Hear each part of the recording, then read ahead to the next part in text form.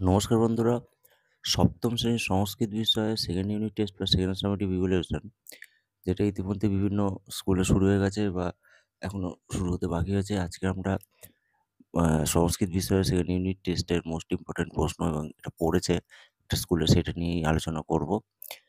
আমরা ইতিমধ্যেই বাংলা, অঙ্ক, ইংরেজি, কম্পিউটার থেকে শুরু করে সমস্ত বিষয়ের প্রশ্ন উত্তর পোস্ট করে দিয়েছি। তোমরা এখনও না দেখে থাকলে অবশ্যই ভিডিওর প্লেলিস্ট সেকশন থেকে সেগুলো দেখে নিও। তো চলো আমরা সরাসরি প্রশ্ন উত্তর পর্বে চলে যাই। তোমরা দেখতেই পাচ্ছ একটা স্কুলের নাম আছে, এটা সেকেন্ড সামেটিভ ইভ্যালুয়েশন 2025, শ্রেণী সপ্তম, বিষয় সংস্কৃত, ফুল মার্কস 50, সময় 1 ঘন্টা 40 মিনিট, নাম, রোল নাম্বার, সেকশন দেওয়া আছে। তো কি করতে হবে, একের দাগে যেটা বলছে যে সংস্কৃত শব্দগুলোর বাংলা অর্থ লেখো। 1 × 10, 10 নম্বর আছে। একের দাগে কি আছে, অশ্ব। অশ্ব সংস্কৃত বাংলা অর্থ কি, ঘোড়া। আচ্ছা, তারপরে নিচে আছে ঋষি। ঋষি মানে কি, সন্ন্যাসী।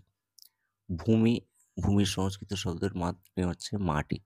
উত্তরগুলো করে দেওয়া আছে, তোমরা দেখতে পাচ্ছ।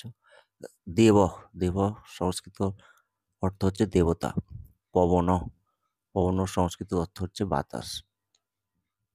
এরপর ডান দিকে যেগুলো আছে দেখো, জনক, জনকের সংস্কৃত অর্থ হচ্ছে পিতা।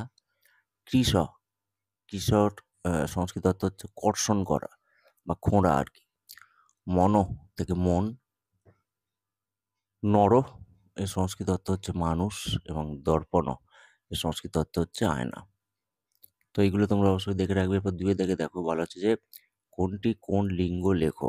গাভী, গাভী হচ্ছে স্ত্রীলিঙ্গ। নারী, নারীও হচ্ছে স্ত্রীলিঙ্গ। ভ্রাতা, ভ্রাতা হচ্ছে পুংলিঙ্গ। ঠিক আছে। পিতা, পিতা হচ্ছে পুংলিঙ্গ।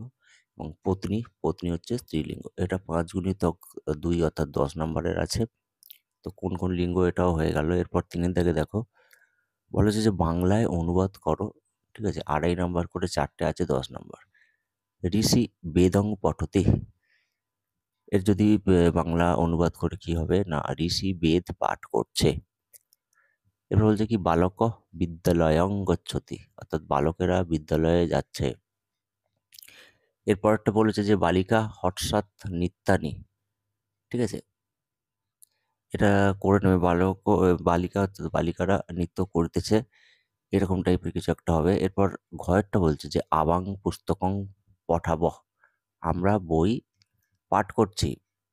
মোটামুটি এইরকম কিন্তু বাংলা অনুবাদ টাইপের প্রশ্ন অবশ্যই পড়বে, এই কটা তোমরা দেখে রাখবে। এরপরে যেটা এরপর যেটা 4 দাগে বলা হচ্ছে যে পদ কাকে বলে, পদ কয় প্রকার ও কি কি। তো শব্দ যখন বিভক্তিকে বাক্যে ব্যবহৃত হয় তখন তাকে পদ বলে। পদ হলো 5 প্রকার, যথা বিশেষ্য, বিশেষণ, সর্বনাম, অব্যয় ও ক্রিয়া। 5 দাগে বলছে যে উদ্দেশ্য ও বিধেয় কাকে বলে, উদাহরণ দাও। 5 নাম্বার আছে।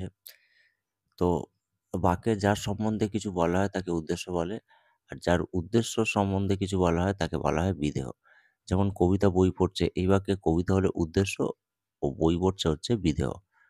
ঠিক আছে। 6 দাগে দেখো, সমাপিকা ক্রিয়া ও অসমাপিকা ক্রিয়া কাকে বলে, উদাহরণ দাও। 5 নম্বর আছে, যে বাক্যে ক্রিয়া দ্বারা সমাপ্ত হয়েছে তাকে সমাপিকা ক্রিয়া বলে। যেমন আমি ভাত খাই, অর্থাৎ আহ, এরপরে যেটা বলছে, যে বাক্য ক্রিয়া দ্বারা সমাপ্ত হয়নি বা মনের ভাব প্রকাশ পায়, পায়নি আর কি, সেখানেই বলা হচ্ছে যে অসমাপিকা ক্রিয়া। এরপর 7 দাগে বলছে যে লিঙ্গ কাকে বলে এবং লিঙ্গ কত প্রকার ও কি কি। 5 নাম্বার আছে। ঠিক আছে, মোটামুটি এইগুলোই কিন্তু মোস্ট ইম্পর্টেন্ট প্রশ্ন। এগুলো তোমরা অবশ্যই পরীক্ষা দিতে যাওয়ার আগে দেখে রাখবে, এগুলোই বিভিন্ন স্কুলে ঘুরিয়ে ফিরিয়ে আসছে। তো সংস্কৃত বিষয় করে দিলাম, আমরা এর পরের ভিডিও নিয়ে আসবো। তোমরা অবশ্যই চ্যানেলটিকে সাবস্ক্রাইব করে রেখো। আমরা পরের ভিডিও নিয়ে আসছি। সবাই ভালোভাবে পরীক্ষা দাও। ধন্যবাদ।